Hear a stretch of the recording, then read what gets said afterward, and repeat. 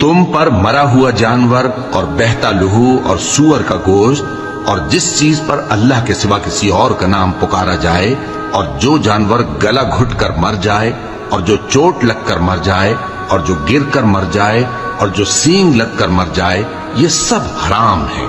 اور وہ جانور بھی جس کو درندے پھاڑ کھائیں مگر جس کو تم مرنے سے پہلے ذبح کر لو،